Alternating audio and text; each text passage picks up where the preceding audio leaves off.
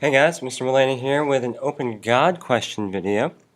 Um, this is an 8th block Open God question, and I liked it so much, I wanted to answer it so eagerly, but the bell rang, so I figured I would just make a quick video answering it. And I typed it up here. What if we have it wrong? What if we prove that a different religion's God exists? What happens to all the believers? And then also, how can I start to believe in God after years of telling myself to not believe it? Great questions. So, what if we have it wrong? What if we prove that a different religion's God exists? An easier thing to do that would be a similar question would be, what if we have it wrong? What if we disprove our own God? Or disprove our own religion? You might be wondering, what do I mean?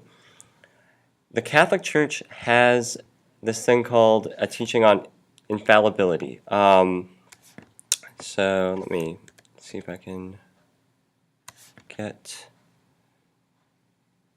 this the right size. There we go.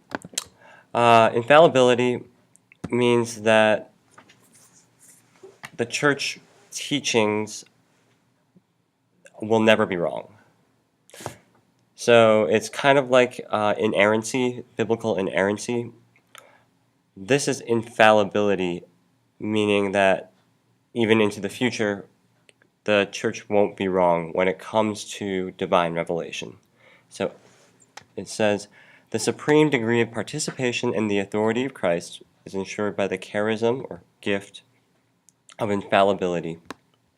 This infallibility extends as far as does the deposit of divine revelation. It also extends to all those elements of doctrine, including morals, without which the saving truths of the faith cannot be preserved, explained, or observed. This does not mean that every little thing that the Pope says is definitely true. Rather, whenever there is a formal teaching of the Church, that is a doctrine, and it could be about morals, or it could be about natural law, or the meaning of the human person, something like that. Whenever there's a formal teaching or a doctrine, doctrine can never be wrong. And this isn't just the Pope. It's like any aspect of doctrine. So any ecumenical council, think Vatican II, Vatican I, Council of Nicaea. The Catechism itself is doctrine. And that means that one easy test of whether or not the Catholic Church is right or wrong is, has it ever contradicted itself?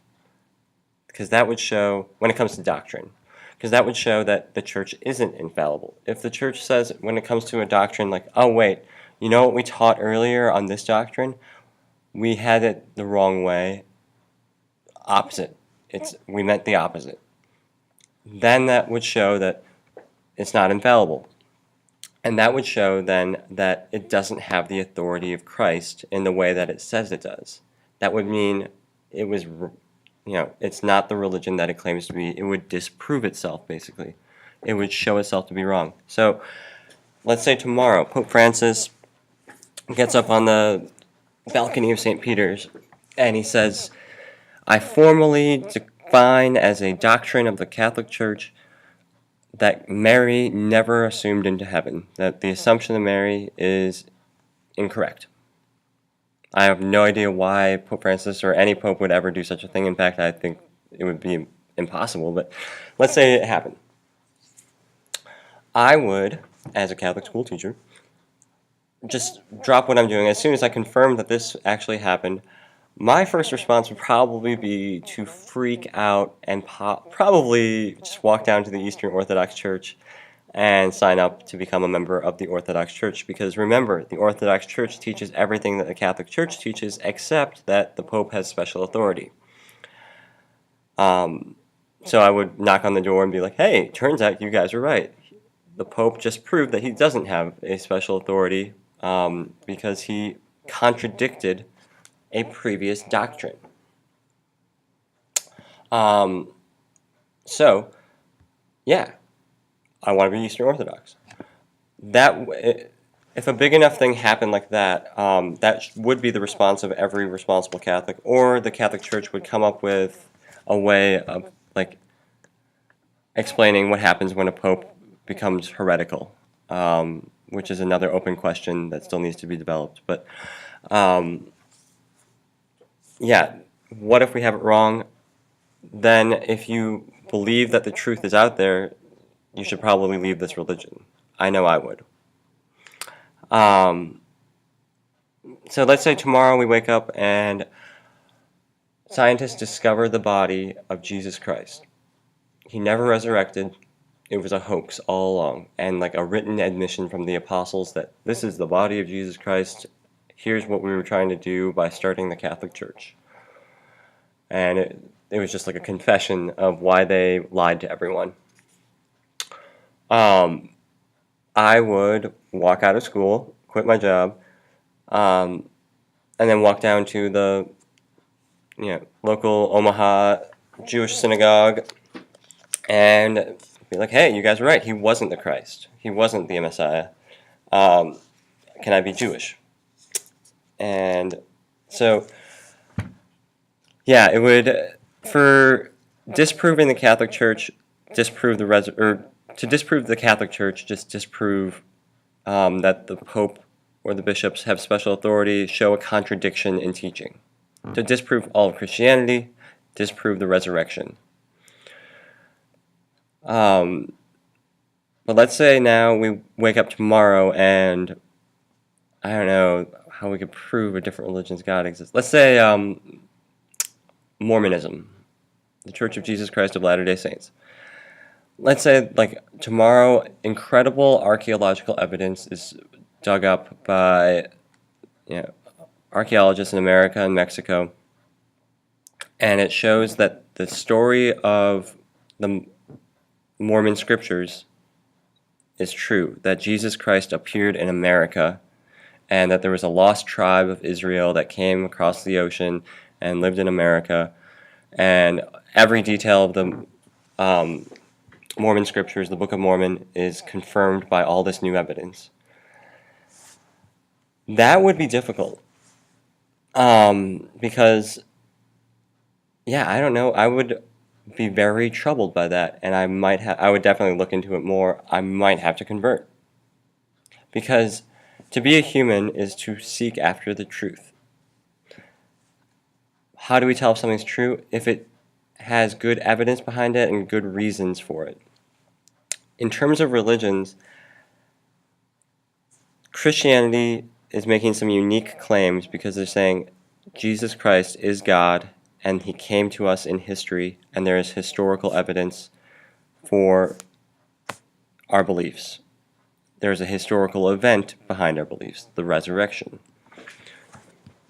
So if you can disprove those claims, yeah, you can disprove the religion.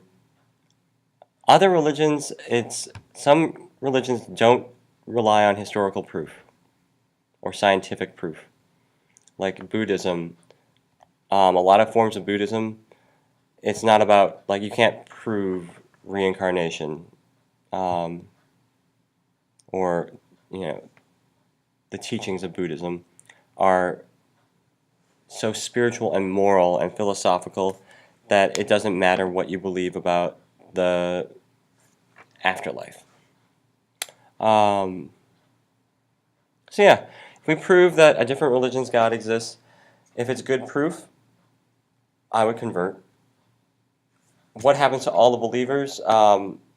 That's up to each believer, I suppose, but if you are being consistent as a human person in seeking after truth, yeah, everyone should go where they find the most truth and the best reasons and whatnot, the best defense.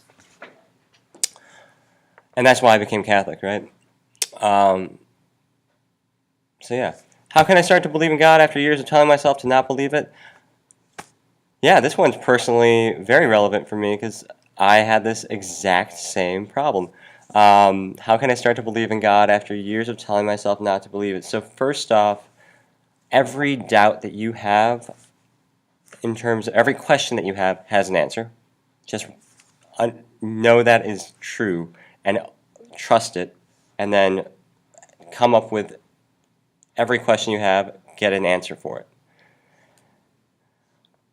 So that will help with your doubts, right? If you can just have this experience of like every question that you have, there's an answer to it, and not resting until you hear the answer in a satisfying way, that will be huge because it's a lot easier to doubt or to disbelieve in God. It's a lot easier to disbelieve in God when you have unanswered questions or feel like your questions can't be answered, because your questions, other than some like weird specific stuff about like the nature of heaven and how we experience time in the afterlife, like there's an answer to basically every question that you can come up with. So how can I start to believe in God after years of telling myself not to believe it? First off, ask every question you have and don't rest until you get an answer. Secondly, fake it till you make it. I don't mean like lie to people and fake how much you believe in God or something. I mean, go through the motions. Force yourself to go through the motions of what you imagine someone who loves God does with their life. Over time, you will become the kind of person who loves God. If you act like someone who loves God already, over time, those actions become natural. And that's just human nature. And this is true not just with God stuff, but in relationships with friends and becoming friends with someone. Like, how do I start liking someone I've hated for years? Well, start acting like you already like them. Your emotions will catch up. So, yeah, this means establishing a prayer routine, reading scripture on your own, even if it's just a kid's Bible. Like, if you find the normal Bible too weird and hard and like boring, get yourself a kid's Bible and just work your way through that first. And then, yeah, prayer is the lifeblood of the faith. Like, if you know the catechism inside and out and can memorize every part of it and explain every part of it, but you're not praying, like, your faith is dead. You should probably fear hellfire, right? Because if you don't know and love the God that you profess to believe in, it's going to be very awkward when you like are asked if you want to spend an eternity with him. So yeah, prayer. Learn how to pray. Experiment with different types of prayer. Anything else that I could recommend? I think that's good. Yeah. How can I start to believe in it? Oh, and then if you could have friends that either don't believe or do believe, but are willing to talk with you about it, where you don't have to hide your belief or lack of belief or your development of your belief, but like talk it out, that makes it so much more real. Because we are built for relationships. Anything that is meaningful to us, if we can share it in a relationship, that is so key.